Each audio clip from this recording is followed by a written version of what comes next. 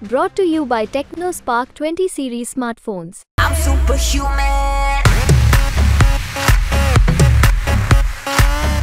दमदार चेहरे को आज से 5 साल पहले इसी क्षेत्र की जनता ने नकार दिया था और वो व्यक्ति 5 साल इस जनता के बीच में नहीं आया, सीधा चुनाव लड़ने आया है। तो केवल देखने दिखाने में चिकना चोपड़ा और दमदार चेहरा हो सकता है, लेकिन जमीनी हकीकत तो कुछ और है, कोई दमदार चेहरा नहीं है। केपी यादव जी को टिकट इसीलिए नहीं दिया गया क्योंकि सिंधिया जी को स्वीकार नहीं हो पा रहे थे केपी यादव। भाजपा में तो ऐसा हो रहा है कि धमकियां दे देकर कांग्रेस के कार्यकर्ताओं को FIR की धमकियां दे देकर बुलाया जा रहा है। देखिए, जाए जो भी जाएगा, वो व्यक्ति कहीं ना कहीं स्वार्थ के बस में होके, कहीं ना कहीं उसका कुछ जो भी कारण रहा हो, CM की 5-5, 6-6 सभाएं करा रहे हैं, आपके अमित शाह जी करा रहे हैं, योगी आदित्यनाथ जी आ रहे हैं और पता नहीं उमा भारती जी आ रही हैं। तो ये आपके आने से बदल गया क्या समीकरण? बिल्कुल बदला है। जो 19 में हुआ था, इस बार 24 में भी सिंधिया जी यहाँ से विदाई होने वाली है, ये निश्चित रूप से तय है। जो वोट लेने के बाद कभी जनता के बीच में नहीं आते,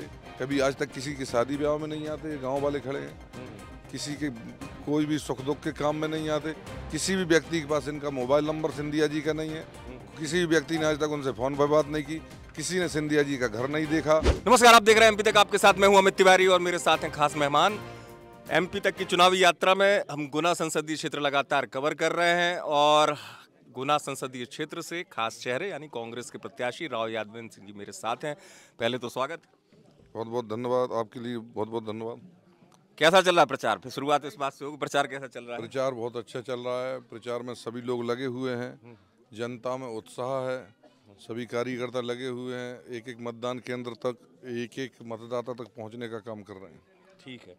गुना सीट ऐसी रही कि जहाँ पे बड़ा मंथन किया कांग्रेस ने, और हमको तो ये भी पता चला, आपको पता है राजनीति की हम बड़ी खबरों पे नजर रखते हैं, कि बड़े बड़े जो चेहरे थे उन्होंने मना कर दिए, लेकिन राव यादवेंद्र सिंह ने दिलेरी से कहा मैं लड़ूंगा। ये बात सच थी? नहीं, बिल्कुल।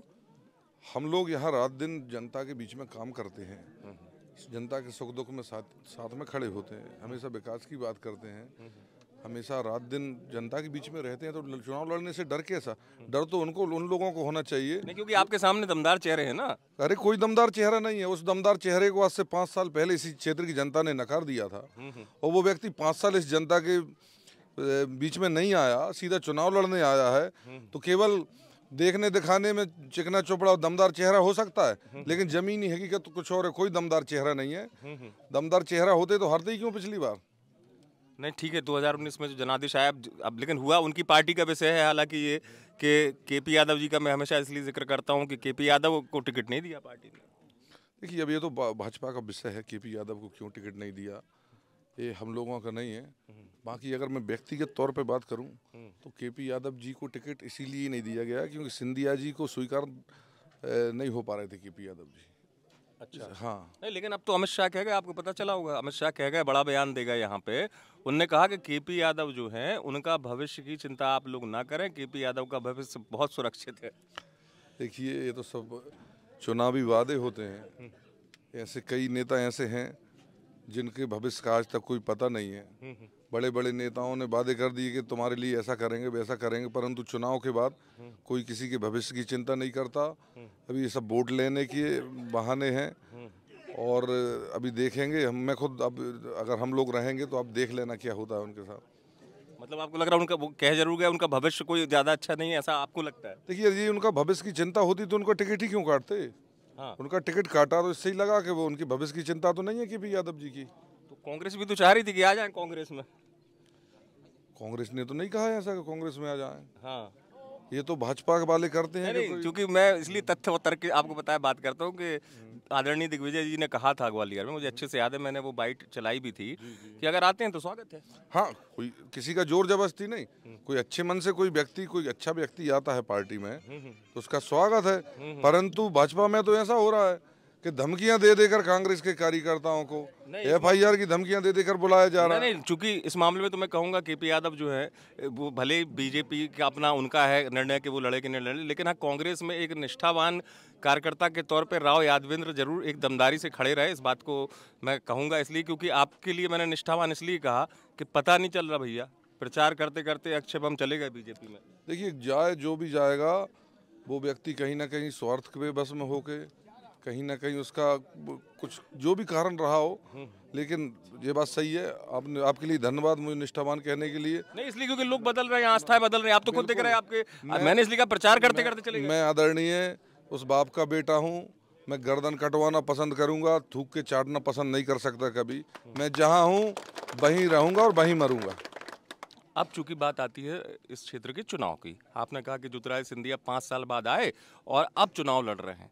ज्योतिरादित्य सिंधिया के सामने जब आप चुनाव लड़ रहे हैं तो किस तरीके से आपको अपना पक्ष मजबूत नजर आ रहा है? इसलिए क्या एक होता है आत्मविश्वास के भाई और एक होता है अति आत्मविश्वास। अति आत्मविश्वास किसी के लिए भी नहीं अच्छा होता, चाहे वो कोई हो। आपको आत्मविश्वास किस बात का है कि ज्योतिरादित्य सिंधिया को आप कैसे हरा सकते हैं? देखिए, आत्मविश्वास मुझे इसलिए है जो मुझे जन समर्थन मिल रहा है। इस क्षेत्र का एक एक मतदाता, कार्यकर्ता और प्रत्याशी के अलावा चुनाव लड़ रहा है, बड़ी दमदारी से लड़ रहा है।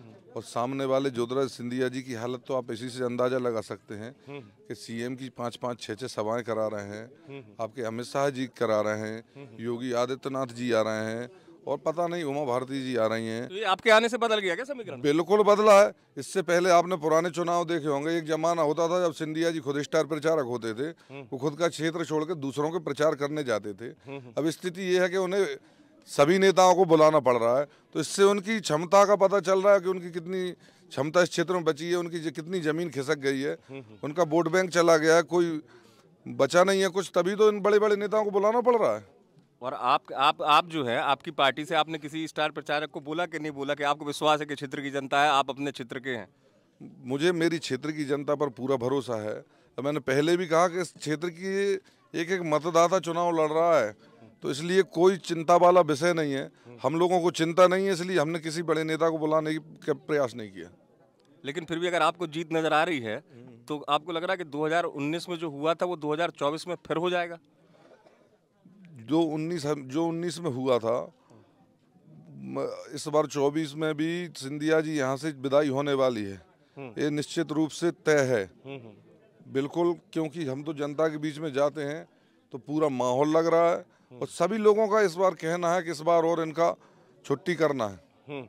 यहाँ पे मतलब मुद्दा फिर क्या है कि क्षेत्रीयता, क्योंकि कांग्रेस आप भी कहते रहे कि यहाँ पे मुद्दा देख रहे हैं कि क्षेत्रीयता ज्यादा मुद्दा है, तो क्या मुद्दा क्षेत्रीयता है? मुद्दे तो बहुत सारे हैं। क्षेत्रीयता मुद्दा तो है सो है ही। क्षेत्रीयता के साथ साथ आप विकास की बात कर लें, आप महंगाई की बात कर लें, आप भ्रष्टाचार की बात कर लें, तमाम प्रकार के मुद्दे हैं। सिंधिया जी एक ऐसे प्रत्याशी हैं जो वोट लेने के बाद कभी जनता के बीच में नहीं आते, कभी आज तक किसी की शादी ब्याह में नहीं आते, गांव वाले खड़े हैं, किसी के कोई भी सुख दुख के काम में नहीं आते, किसी भी व्यक्ति के पास इनका मोबाइल नंबर सिंधिया जी का नहीं है, किसी भी व्यक्ति ने आज तक उनसे फोन पर बात नहीं की, किसी ने सिंधिया जी का घर नहीं देखा, आज तक कोई भी व्यक्ति इस लोकसभा क्षेत्र में जो खड़े हैं आज तक सिंधिया जी घर चाय नहीं पी पाया। और जब भैया संपर्क ही नहीं है, संबंध ही नहीं है, संवाद जरूरी है, संवाद ही नहीं है, तो फिर कैसे काम चलेगा? क्यों वोट देगी जनता आपको? तो जब आप जनता के बीच में जा रहे हैं और जनसंपर्क जैसे होता है आजकल, जैसे लोग कहते हैं कि सभाओं में तो ठीक है, लोग व्यक्तिगत ज़्यादा बात हो जाए, डोर टू डोर चले जाए, तो आप डोर टू डोर अगर पहुंचे भी होंगे, जनता का रिस्पांस क्या था और जनता आपसे क्या कह रही है? जनता का बहुत अच्छा रिस्पांस है, जनता का बहुत अच्छा प्यार मिल रहा है, आशीर्वाद मिल रहा है, और जनता बिल्कुल साथ में है, सभी आश्वासन दे रहे हैं, और बहुत अच्छा लग रहा है। एक मध्य प्रदेश में जैसे गुना चर्चित सीट है, ऐसी मध्य प्रदेश में इस बार जो लोकसभा चुनाव है उसमें चंबल अंचल में कुछ और भी कहा जा रहा है।